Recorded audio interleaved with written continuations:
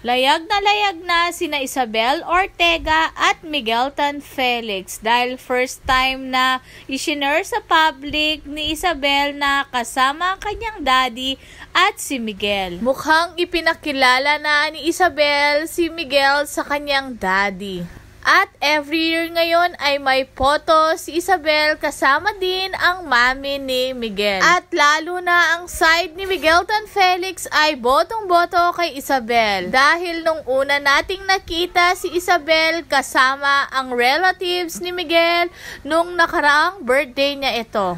At nag-countdown at sabay sinulubong ni Isabel at Miguel ang 2024. At sinurprise pa nga ni Miguel na una hindi alam ni Isabel na kasama si Miguel. At spotted pa nga ang mami ni Isabel at ang kanyang daddy Greg na nanonood sa nakakakilig na performance na ginawa ng Isabel sa 2024 countdown.